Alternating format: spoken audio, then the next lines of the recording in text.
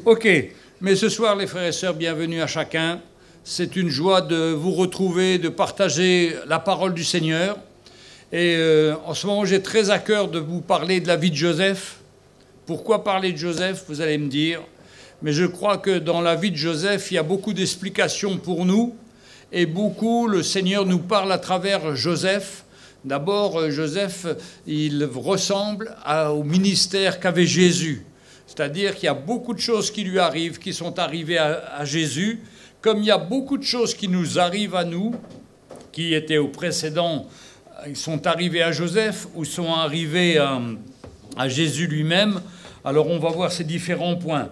Mais pourquoi c'est important d'écouter et de regarder la vie de Joseph? Parce qu'il y a vraiment beaucoup de choses à apprendre, hein, et donc on veut en parler. Hein.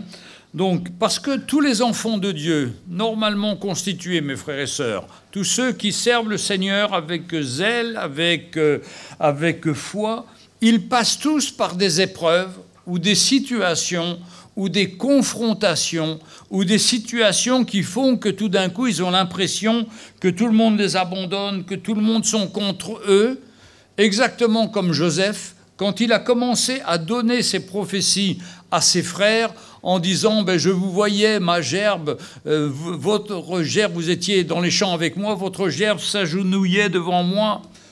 Et vous remarquerez que Joseph n'a jamais expliqué son songe, lui. Il ne faisait que de dire ce qu'il avait vu, ce qu'il avait entendu, ce que Dieu lui avait montré quand il lui disait ses songes. Hein. Donc, alors, sa tunique, il parlait de l'humilité. Nous étions en train de lier des gerbes au milieu des champs, et voici ma gerbe se leva et se tint debout, et vos gerbes l'entourèrent et se prosternèrent devant elle. Donc, lui va donner son explication dans Genèse 37, verset 7. Il ne va pas donner d'explication. Mais par contre, les frères, c'est eux qui donnent l'explication. Et l'explication qu'ils disent, ses frères lui disent « Est-ce que tu régneras sur nous et que tu nous gouverneras ?» Et ils le haïrent encore davantage. Pour les autres, ils ont compris la vision. Mais pour Joseph, il ne sait pas. Il explique qu'il est un enfant, donc il est jeune encore à cette époque-là. Il était sûrement un petit enfant de 7-8 ans. Et il donne ce qu'il a reçu. Et c'est toujours comme ça que Dieu nous appelle. En mettant dans notre cœur une pensée, une direction, une vision. Et cette pensée, cette direction va servir après pour notre appel. En réalité, c'était son appel. Dieu l'appelait à travers ça. Mais personne ne peut dire « Ah ben ça, c'est mon appel ». Non, les autres voient autour de nous.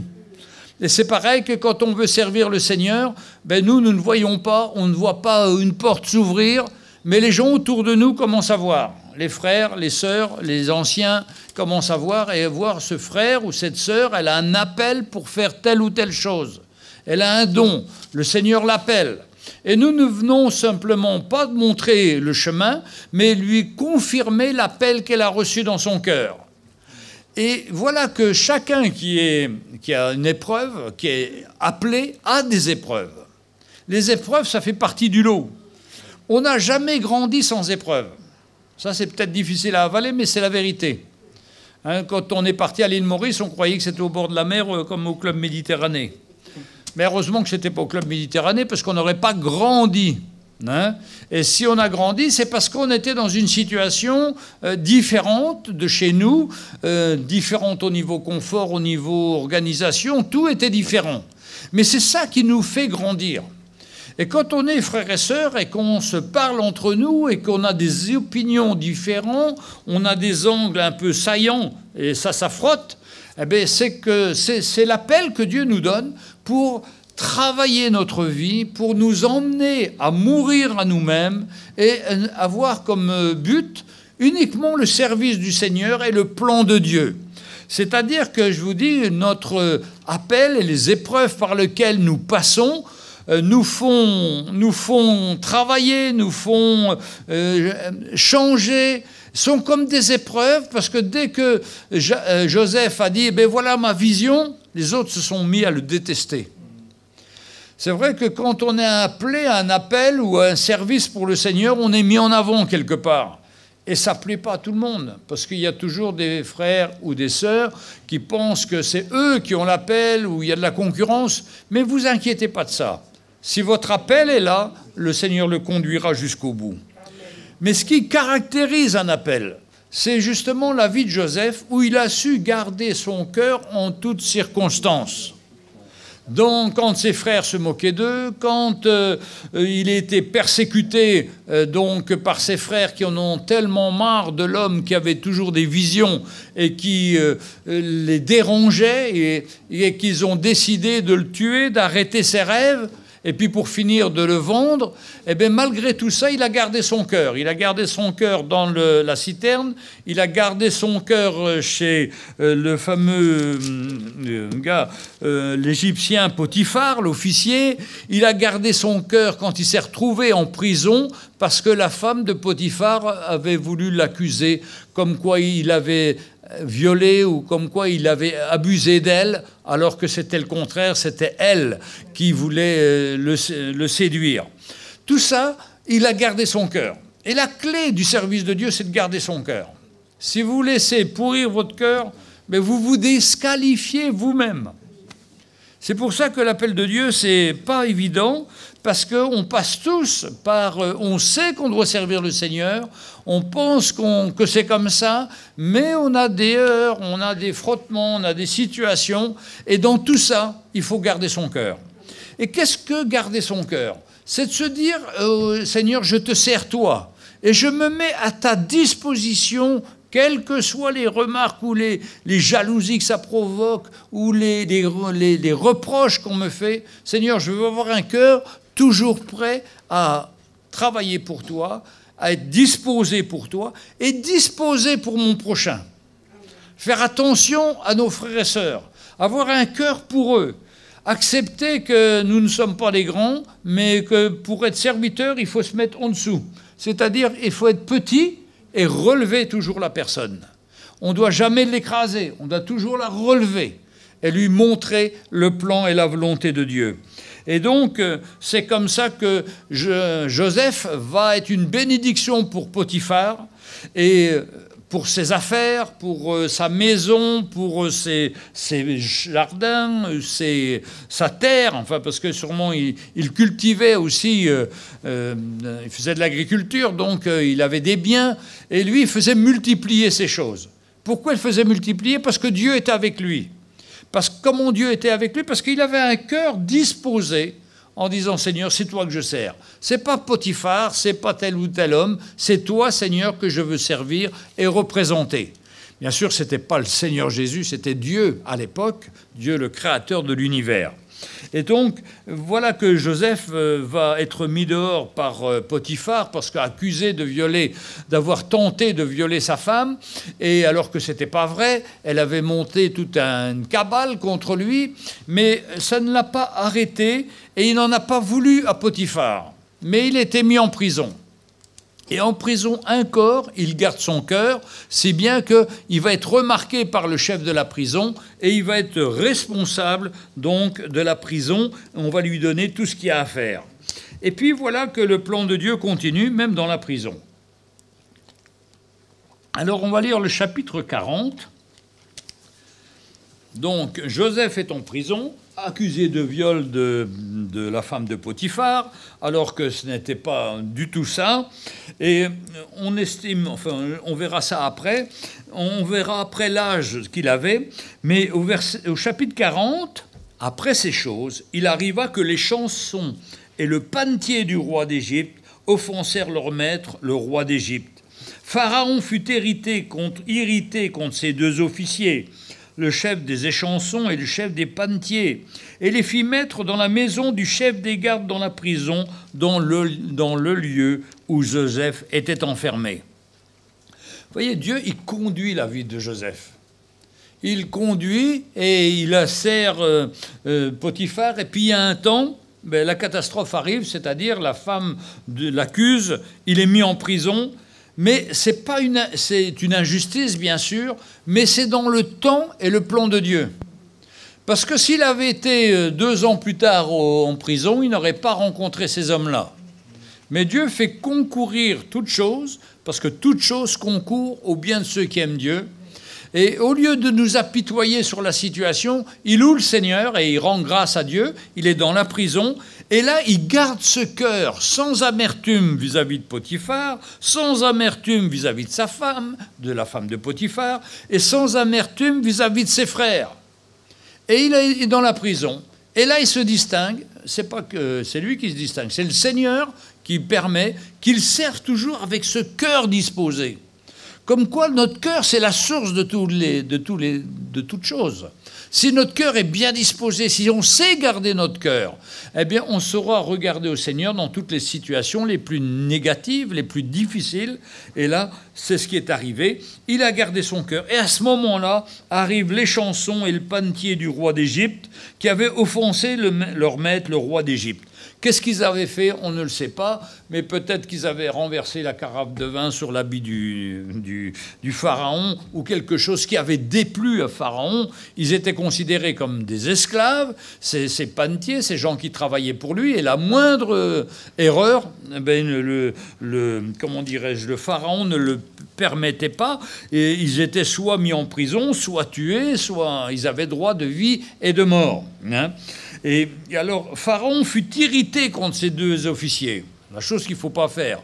Irriter son patron ou irriter le président ou la police ou je ne sais pas quoi.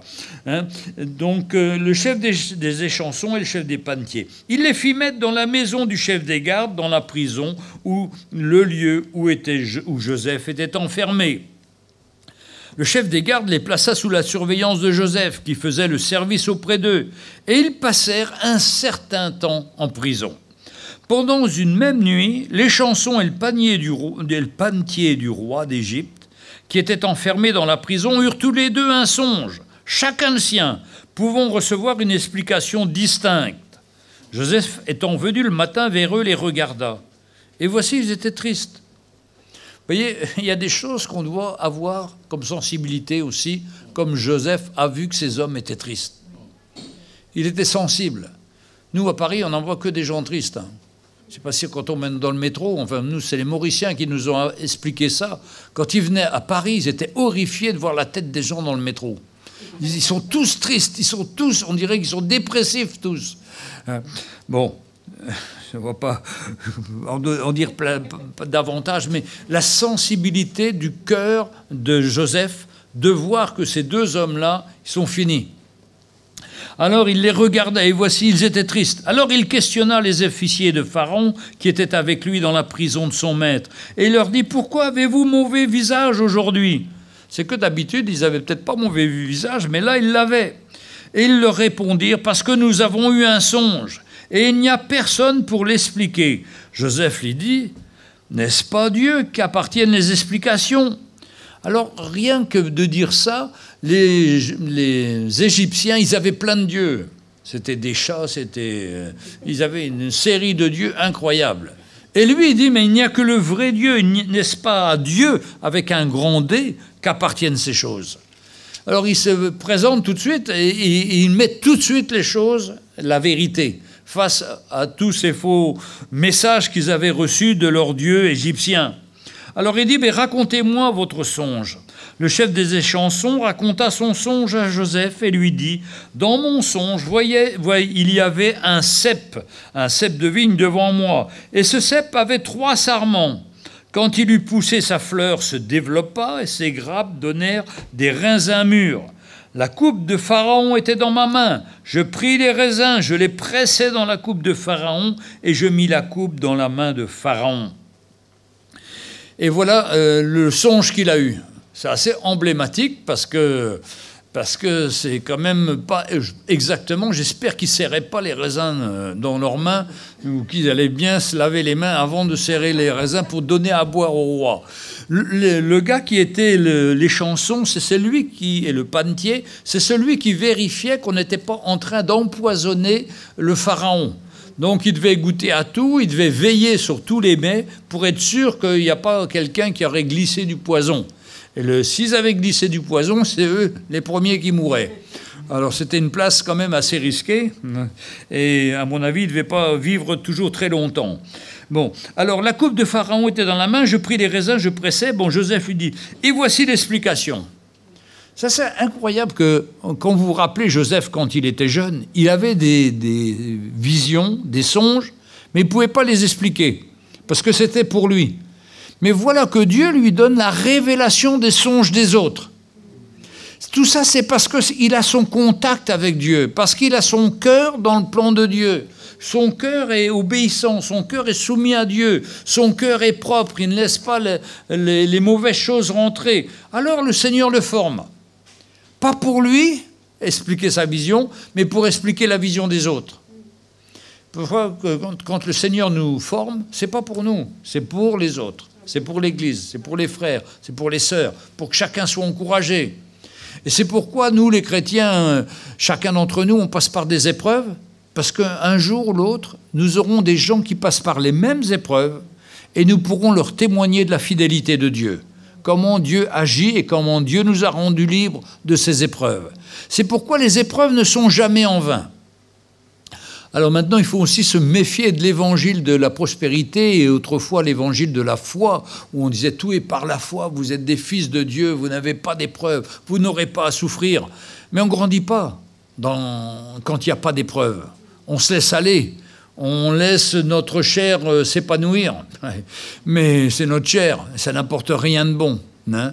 Mais quand on connaît le Seigneur, quand on a une relation avec lui, eh bien, ça nous donne vraiment de veiller sur notre vie et on fait face à des persécutions.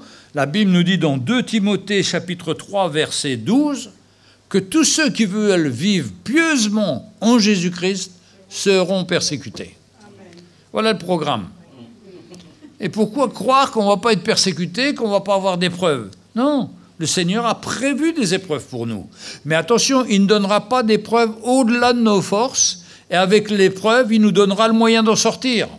Donc il y a toujours la possibilité d'en sortir. Mais c'est normal qu'on a des épreuves. Est-ce qu'ici, il y a des gens qui n'ont jamais eu d'épreuves? Ben, je ne le souhaite pas. Mais on passe par des épreuves, parce que dans les épreuves, c'est là qu'on cherche Dieu. C'est là qu'on cherche le Seigneur. Mais quand tout va bien, on ne cherche pas le Seigneur, on se laisse aller. Mais quand il y a l'épreuve, quand il y a le moment difficile, quand je vois que mon mariage n'est pas ce que j'aurais souhaité, ou que mon patron n'est pas le gars gentil que j'avais connu le premier jour à mon travail, et puis que je vois qu'il a un caractère terrible, ben c'est l'occasion pour moi de grandir, de m'appuyer sur le Seigneur, de faire confiance, de garder mon cœur, et de garder un cœur pour rendre service. Yes, il y a des personnes comme ça que vous rencontrez, vous voyez tout de suite ce frère-là, cette sœur, ils ont un cœur pour aider. Et on doit tous avoir ce cœur-là. Mais ce cœur-là, ça se développe, ça ne s'attrape pas comme ça en courant d'air. Ça s'attrape par une relation avec le Seigneur qui nous montre que notre vie, on doit la donner pour les autres.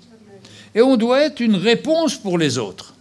Trop souvent, par exemple, quand on prie, on va prier pour les besoins d'un frère. Mais le Seigneur peut te dire, mais c'est toi qui dois répondre. Un besoin d'une sœur, c'est toi qui dois le répondre. Elle a un problème, elle a quelque chose de difficile. Va l'aider, soutiens-la. Et c'est à ça qu'on doit avoir développé notre cœur à l'écoute, pas pour notre satisfaction, mais pour aider les autres. Et pour être un instrument de bénédiction pour les autres. Alors, il a la coupe, maintenant il a expliqué, il va donner l'explication. Les 3 sarments sont 3 jours. Bon, ça, vous ne pouvez pas deviner ça par votre intelligence. Hein. Il faut vraiment qu'il ait reçu ça du Seigneur. Et encore 3 jours, et Pharaon relèvera ta tête et te rétablira dans ta charge. Tu mettras la coupe dans la main de Pharaon, comme tu avais l'habitude lorsque tu étais son échanson. Mais souviens-toi de moi, quand tu seras heureux, et montre, je te prie, de la bonté à mon égard. Parle en ma faveur à Pharaon, et fais-moi sortir de cette maison. Il ne dit pas la prison, il dit cette maison. Il en a fait sa maison. Et déjà, il a accepté. Mais quand même, il dit, ce serait bien que je puisse en sortir. Et lui, il reconnaît le plan de Dieu. Il dit, ben, s'il est arrivé cette échanson, s'il est arrivé ce panetier, c'est qu'ils sont auprès de Pharaon et ils sont les seuls pour présenter ma cause. Donc, et souvent, on a des plans comme ça. Il y a une circonstance qui arrive. Ah, mais super, il y a un plan là. Et puis pour finir, le Seigneur n'ouvre pas la porte là. Parce que ce n'est pas les hommes qui vont ouvrir la porte, c'est le Seigneur lui-même, au temps du Seigneur. Et ça va durer encore pas mal de temps pour lui. Bon. Parle en ma faveur et fais-moi sortir de cette maison, car j'ai été enlevé du pays des Hébreux, et ici même je n'ai rien fait pour être mis en prison. Il ne va pas raconter son histoire. Il dit simplement qu'il n'a rien fait, qui est la vérité, pour être mis en prison.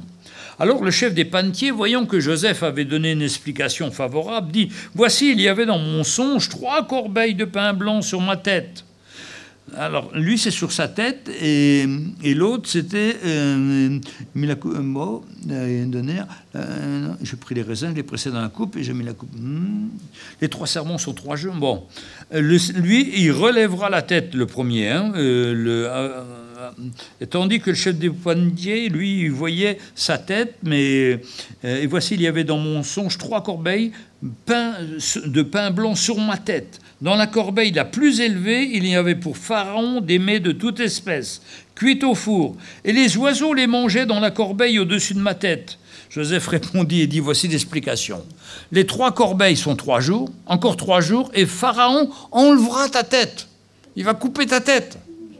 Et là, quand tu auras la tête couchée, tu verras la corbeille avec les oiseaux qui vont manger dedans. Il aurait pu dire les vers de terre aussi, mais là, il a dit que les oiseaux seulement. Hein. Et quelle différence, hein. Et encore 3 jours, et Pharaon enlèvera ta tête de dessus toi, et te fera pendre au bois, et les oiseaux mangeront ta chair. Ah, le 3e jour de la naissance de Pharaon, le 3e jour de la naissance de Pharaon, il fit un festin à tous ses serviteurs, et il enleva la tête du chef des échansons et la tête des chefs des panetiers au milieu de ses serviteurs.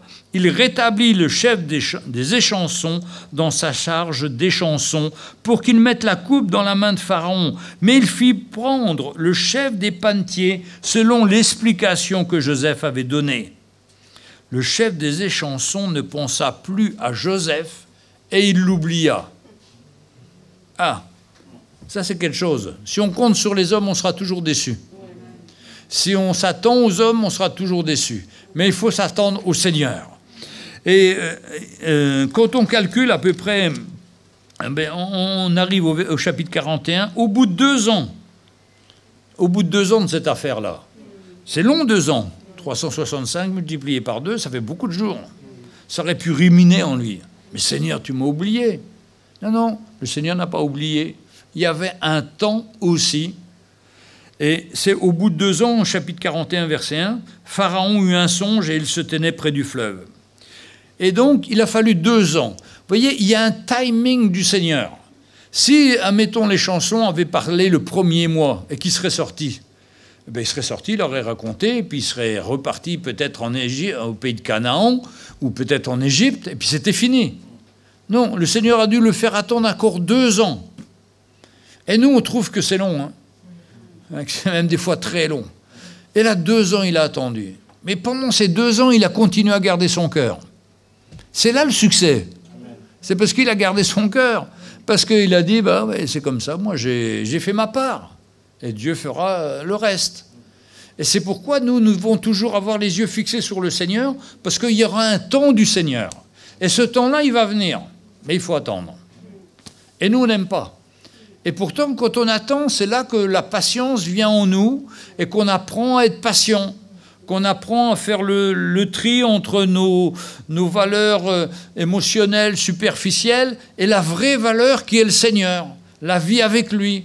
Et tous les jours, on attend, tous les jours on prie, tous les jours on remet la situation. Seigneur, je ne sais pas quand, mais je suis à ta disposition et en ton temps. Et là, donc, Joseph a, au bout de 2 ans. Alors, on va un tout petit peu pour loin parce que je voudrais parler de l'âge. Au chapitre 41, au verset 46, au verset 46 du chapitre 41, Joseph était âgé de 30 ans lorsqu'il se présenta devant Pharaon, roi d'Égypte, et il quitta Pharaon et parcourut tout le pays d'Égypte. Là, c'est quand il est dans la gloire, il est devenu le Premier ministre. Il a 30 ans. Vous vous rappelez que quand il était avec ses frères, il avait 17 ans quand il est parti. Admettons qu'il ait passé 5 ans chez Potiphar, donc 17, 22, 23 ans, et il a au moins passé 7 ans dans la prison. 7 ans, les frères et sœurs. Nous, on dirait que ce serait 3 mois, nous. On supporterait 3 mois. Là, 7 ans. C'est terrible. Mais c'est le temps du Seigneur. Et le drame, souvent, de nous, les chrétiens, on voudrait tout de suite être dans le ministère que le Seigneur a prévu. Mais non, le Seigneur a le temps. Abraham, il a attendu d'avoir 90 ans pour rentrer dans le service. Moïse, il a attendu aussi un certain temps. Et on voit qu'il n'y a rien qui presse. Et pourtant, nous, on a le feu, on voudrait que ça commence tout de suite. Et pour moi aussi, quand j'avais 20 ans, je voulais que ça commence tout de suite, mais le Seigneur m'a arrêté, heureusement, parce que ça aurait été catastrophique. Parce qu'il faut qu'il nous change, il faut qu'il nous transforme, il faut qu'il mette en nous la patience, il faut qu'il mette en nous la détermination à le servir lui, sans nous afficher nous, sans nous être mis devant. Ça c'est dur, hein. C'est pas 3 ans, c'est pas 7 ans, des fois 20 ans, 30 ans. Jusqu'au moment où on capitule, on dit, ben mais il n'y a rien de bon en moi. Tout ce que je peux faire, c'est par la grâce du Seigneur. Eh bien, chacun d'entre nous, on passe là. Parce qu'on a tous des idées pour servir le Seigneur. Et on est persuadé que c'est la bonne idée. Donc je vois souvent sur Internet, même aujourd'hui avec Internet, il y a des jeunes filles, et une jeune fille qui Savoir Chrétien, qui a des centaines de milliers d'abonnés. Hein, mais quand vous écoutez son message, il n'y a rien. C'est émotionnel, c'est pratique, mais c'est émotionnel. Mais il y a un travail qui doit se faire. Peut-être dans 20 ans, 30 ans. Et encore, comme c'est une sœur, je ne crois pas qu'elle ait un message pour enseigner. Je vais être prochainement avec le gospel dans un mariage. Lui, c'est pareil. Il a un gros succès. Ben oui, mais tous les jeunes qui s'intéressent à lui, parce qu'il parle de la musique moderne, il parle des choses comme ça. Mais le message, il n'y a rien comme message. C'est un message évolutif tout le temps, et ça n'apporte rien. Pourquoi? Parce que l'homme n'est pas brisé. Et tant que l'homme n'est pas brisé, ben, on tourne en rond, on tourne en rond, on tourne en rond. Alors, avec les moyens audiovisuels, ben, on retrouve plein de gens qui ne sont pas brisés et qui se identifient dans la personne. Mais nous, la personne qu'on doit s'identifier ce soir, c'est bien Joseph. Parce qu'il est passé par toutes les étapes. Et on peut pas... On a souvent des pasteurs, ils disent « J'ai 20 ans, je veux servir le Seigneur. Je suis pasteur. » Ils mettent des grandes cartes de visite et tout. 3 mois après, ils ont disparu. Dépression. Il finit parce qu'ils se sont aperçus que ce n'était pas ça. C'était eux. Mais c'est comme ça, la vie. C'est pour ça que notre modèle, c'est le Seigneur. C'est lui-même. Lui qui était le roi de gloire, qui avait tout entre les mains. Il s'est abaissé, il s'est humilié lui-même, nous dit la Bible. Bien sûr que les hommes l'ont humilié. Bien sûr que ses propres amis, ils l'ont, pas ses amis, mais même ses disciples. Judas l'a trahi. Tous ceux, les Juifs, les Sadducéens et tout, qui auraient dû le recevoir comme le Messie, non, ils ne l'ont pas reçu. Joseph, ses propres frères dans sa maison, ils ne l'ont pas reçu, ils ne l'ont pas compris. C'était les plus proches d'eux. Il y avait une opposition, parce qu'il y aura toujours une opposition entre le monde spirituel et le monde charnel. La chair veut avoir raison, la chair va être le plus fort. C'est pour ça que dans notre gouvernement actuel, il y a plein de gens qui font des lois anti-Dieu, contre Dieu. Parce que c'est la chair qui se manifeste. Et ils veulent la liberté totale de la chair, c'est-à-dire la liberté totale du péché. Mais ça mène le pays à la ruine. Bon, ça c'est un autre sujet. Donc, tout ça pour vous dire, quelle grâce, mes frères et sœurs, d'avoir cet évangile. L'évangile de la croix, qui nous amène à mourir à nous-mêmes. Bien sûr que ce n'est pas populaire, bien sûr que les gens au début sont très contents, mais c'est au moment de donner leur vie qu'il y a le choix. Et tous les jours, on a des choix. Soit aujourd'hui, je donne ma vie, j'accepte de mourir, et ça va aller, soit alors je me rebelle et je veux faire ma volonté. J'ai toujours été frappé de personnes qui étaient en difficulté financière. Dès qu'elles recevaient de l'argent, elles dépensaient tout le premier jour.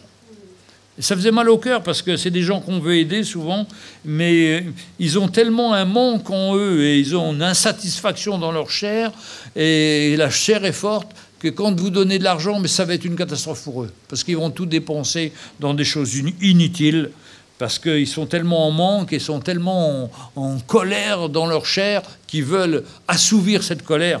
Mais on n'assouvit pas cette colère avec l'argent ou avec la nourriture. On assouvit notre colère auprès du Seigneur, au pied de sa croix, en s'humiliant, en reconnaissant notre état et en demandant l'aide du Seigneur. Ce qui est aussi intéressant pour Joseph, c'est un peu comme l'histoire de Jésus. Les siens ne l'ont pas reconnu, sa propre famille, pour Jésus. Après, il est mort aussi entre deux personnes, entre deux brigands. Et le brave Joseph, lui, il est entre le panetier et puis celui qui sert à boire. Il y en a un qui était un brigand, celui qui en a coupé la tête sûrement, et puis l'autre, il avait sûrement un meilleur esprit. Mais bon, il y a beaucoup de choses qui se ressemblent dans la vie de Jésus. Et il doit y avoir beaucoup de choses qui se ressemblent dans notre vie comparées à celle du Seigneur. Parce qu'on doit ressembler à Jésus. On doit avoir le cœur du Seigneur.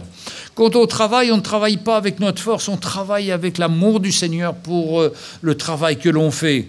Quand on sert le Seigneur, on ne laisse pas la critique, l'amertume venir dans notre cœur. Cette amertume, cette critique, on la dépose au pied du Seigneur. On lâche ça, hop, c'est fini. Et on n'apporte pas en nous. Mais on est libre. Et c'est vraiment une grâce. Et puis, il y a des situations dans nos vies. On a eu une situation dernièrement avec une personne, eh bien, il y a eu un truc malheureux qui a été dit ou qui a été mal compris. Mais nous, on s'est dit, il n'y a qu'une chose à faire. Nous, on s'humilie. On n'a pas tort dans la situation, mais comme ça a blessé la personne, mais pour gagner la personne, on est prêt à mourir à nous-mêmes. Parce que nous faisons toutes choses, comme disait Paul, à cause de vous, à cause de l'Église. Parce qu'on veut que l'Église soit bien. Nous, qu'on ait raison ou pas raison, c'est pas important. Mais que l'Église soit bien, c'est le principal. Et pour ça, il faut que ce soit nous qui mourions. Alors la parole de Dieu est dit, mais vous pouvez connaître l'injustice dans votre vie. Et c'est difficile de se réjouir d'être condamné pour l'injustice. Si vous faites des choses où vous avez fait une bêtise, là, je me suis garé devant la banque là, dernièrement et j'ai eu un procès un PV de 135 € parce que j'étais à la place du fourgon qui vient amener des valeurs précieuses, c'est-à-dire de l'argent. 135 € j'ai payé. Alors je vais à la banque dernièrement et je vois un gars qui vient, alors bon, j'étais allé en moto, je vois un gars qui vient en voiture ou même une camionnette. Et je dis, hey, la semaine dernière, il y a une caméra là, il vous filme, ça va vous coûter 135 €. Oh, merci monsieur, merci. Il a bougé tout de suite son véhicule. Parce que j'ai eu la même chose, et je sais que c'est ça. Donc mes frères et sœurs, il faut que notre cœur change. Il faut que notre vie s'applique à penser à ces hommes comme Joseph, qui était libre, même dans la prison, libre dans son travail. Et quand il travaillait, tout le monde remarquait la grâce de Dieu. Parce qu'il faisait ça avec son cœur. Alors je sais que c'est pas facile. Je sais que c'est pas facile de mourir. Ça fait mal, c'est dur, parce que notre chair n'aime pas ça. Mais il faut servir le Seigneur avec son cœur, servir ses frères avec son cœur, de tout son cœur et s'attendre au Seigneur. Et puis accepter de temps en temps qu'il y a des impairs. Mais justement, des impairs, c'est pour nous montrer qu'on n'est pas mort. Et il y a une réaction. Ah, ma chère, non, je ne suis pas d'accord avec ça. Qu'est-ce qu'il a dit? Qu'est-ce qu'elle a dit? Non, je dois mourir.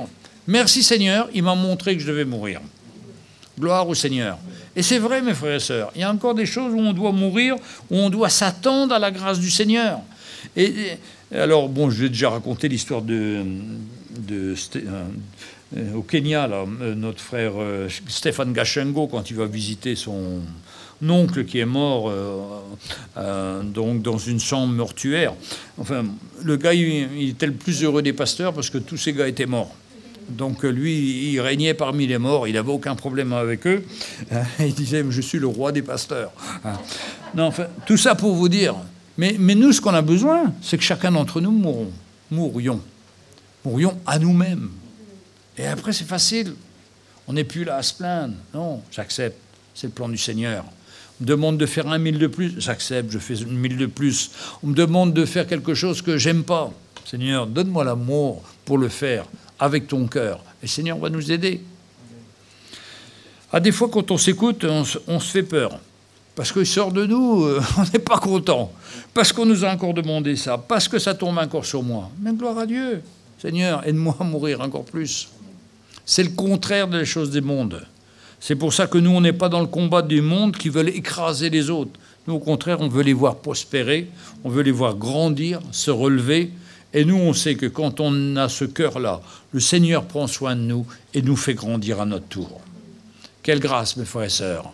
Alors, je souhaite à personne d'aller dans la prison, mais s'il faut aller dans une prison, on ira un jour dans une prison. Il y aura des choses aussi à apprendre, mais le Seigneur sera avec nous et on verra la grâce du Seigneur. Mais en attendant, on n'est pas dans une prison, on est dans une église. On a l'évangile qui est annoncé. Donc, les frères et sœurs, il faut qu'on soit bien. Il faut qu'on laisse le Seigneur travailler notre cœur. Il faut qu'on accepte d'avoir des situations un peu délicates, mais dedans, on veut mourir et laisser la vie de Jésus émaner de nous et pardonner, relâcher, être un encouragement pour les autres. Moi, je dis toujours, j'ai beaucoup de reconnaissance eu égard aux frères et sœurs qui étaient là quand je suis arrivé avec Sonia et nos enfants de l'île Maurice, où on m'avait dit, maintenant, tu vas être pasteur de l'église. Mais je vous dis pas ce que je leur ai raconté, je ne sais pas, je ne me rappelle plus, mais je veux plus savoir. Mais sûrement que c'était pas bon. Mais ils ont eu la patience, ils ont écouté, ils ont patienté. Et ils sont là, hein, ils sont encore là. Beaucoup sont encore là. Quelle grâce. Hein. Et je suis vraiment reconnaissant au Seigneur parce qu'il n'y avait rien d'intéressant pour la chair. Mais le Seigneur est en train de nous travailler nous-mêmes. Et il a fallu des années et des années. Et des fois, je me dis, c'est pas encore fini, mais on avance quand même. Hein. La grâce du Seigneur est toujours à l'œuvre. Donc, on lui fait confiance pour chacun d'entre nous. Peut-être ce soir, vous êtes dans des épreuves ou dans des situations difficiles. Laissez gagner l'autre. Ne vous inquiétez pas. Vous tournez-vous vers le Seigneur et dites, Seigneur, je veux mourir, je veux accepter, je ne veux pas avoir raison. Je suis prêt à renoncer à moi-même pour accepter ton plan. Et le Seigneur va nous aider. Et nous allons devenir comme des Joseph, un témoignage qui parlera tout seul. La grâce de Dieu qui se manifestera.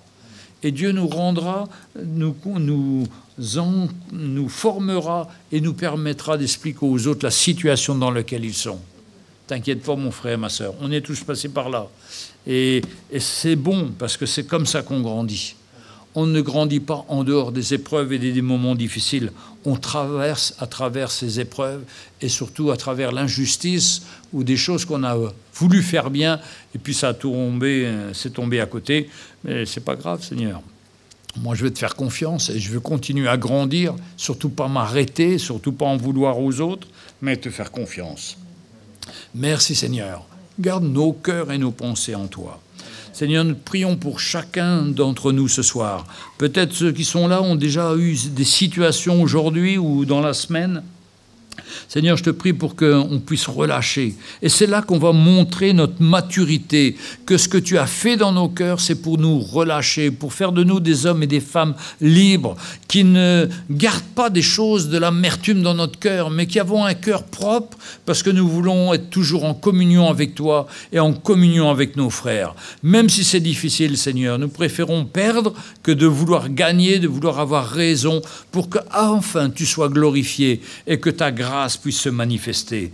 Donne-nous, Seigneur, d'avoir un cœur pour les autres, comme Joseph qui a vu que ces gars étaient tristes, qu'ils étaient découragés. Il s'est intéressé à eux, il a été vers eux, et là, il a pu les aider, leur donner ta réponse. Et Seigneur, ça a été un instrument pour toi et pour ces hommes. Merci, Seigneur, que tu nous bénisses chacun d'entre nous et que nous devenions des encouragements les uns pour les autres et que nous puissions apprendre à travers les situations que nous passons afin que ta gloire, Seigneur, soit vue et que ce soit toi le premier que nous servons plutôt que les hommes. Merci, Seigneur, pour ton amour et ta grâce. Amen. Alléluia. Alléluia. On s'attend au Seigneur et on fait confiance au Seigneur pour toute situation, les frères et sœurs.